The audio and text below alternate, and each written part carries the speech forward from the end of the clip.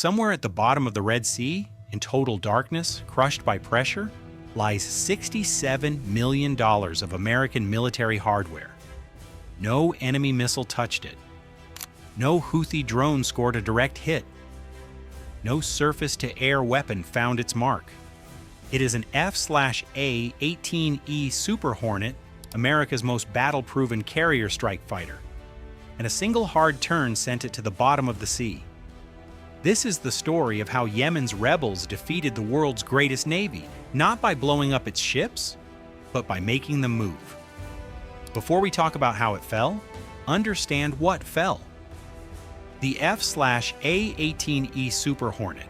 Unit cost $67.4 million. Two F414 turbofan engines producing 22,000 pounds of thrust each.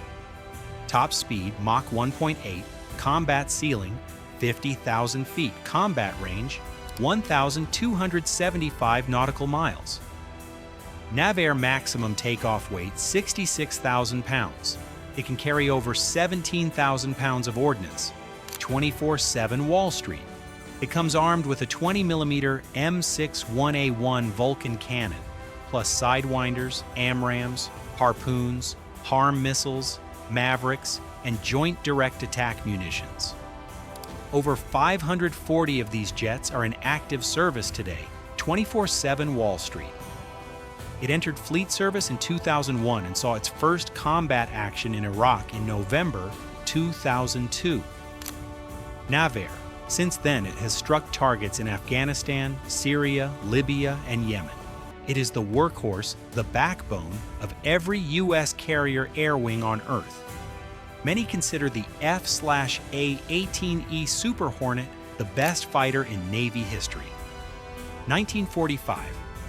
And on April 28, 2025, fully intact, no damage, no enemy contact, one of them slid off the edge of a moving aircraft carrier and disappeared into the Red Sea. Forever. Forever. No explosion, no dogfight, no glory, just the ocean and $67 million gone.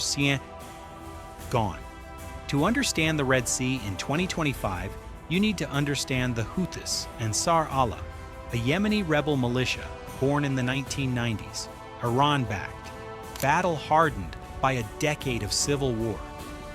And after October 7, 2023, when Hamas attacked Israel, suddenly the most disruptive naval force on the planet.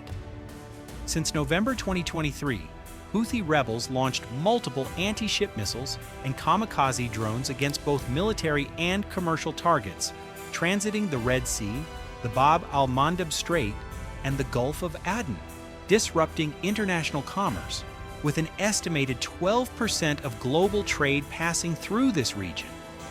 Aerotime $1 trillion of goods move through this corridor every single year.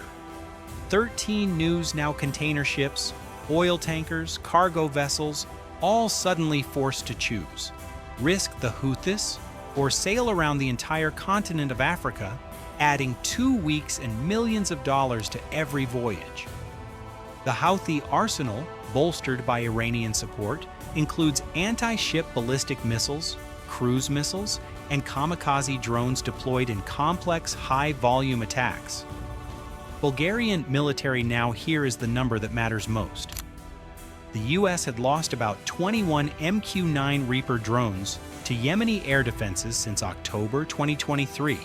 Each MQ-9 costs $30 million. Total loss, $630 million worth of drones in roughly 18 months.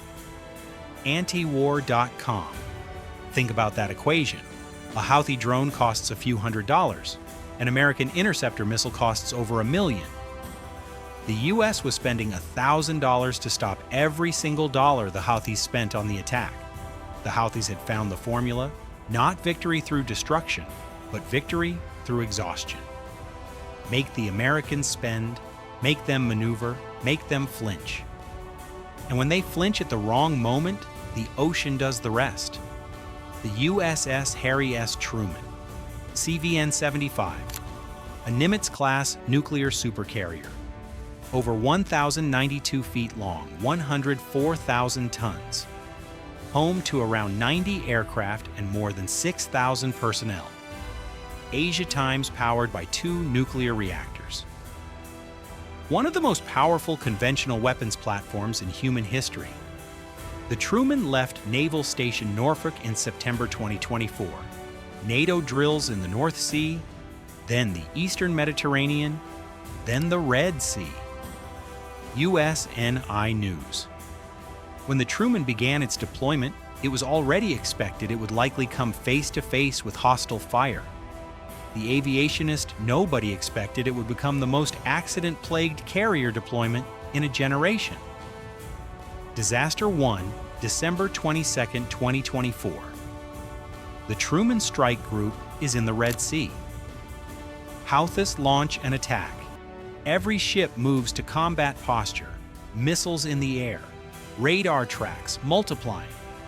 And then, the USS Gettysburg, the guided missile cruiser assigned specifically to protect the Truman, misidentified one of its own A-18E Super Hornets returning from a mission and fired an SM-2 surface-to-air missile that brought it down. The aviationist friendly fire, an American warship shooting down an American jet. The investigation found lack of integrated training between USS Gettysburg and the carrier strike group. Then, the aviationist, both pilots ejected. Both survived. First Super Hornet gone. Disaster 2, February 12, 2025. The USS Harry S. Truman collided with a merchant vessel named Besiktas M near Port Said, Egypt. Investigators ruled the collision avoidable. The carrier's bridge team failed to safely navigate past the merchant vessel. The aviationist, the probe noted a just-get-it-done atmosphere aboard the ship and fatigue as contributing factors. The aviationist, one of the most sophisticated ships ever built, with hundreds of watchstanders and radar systems, hit a cargo ship because people were tired. The collision resulted in the removal of the Truman's commanding officer, Captain Dave Snowden. Captain Christopher Chowda Hill took command the war zone, a veteran skipper who had already survived the USS Eisenhower's brutal Red Sea deployment. The Truman went to Greece for repairs,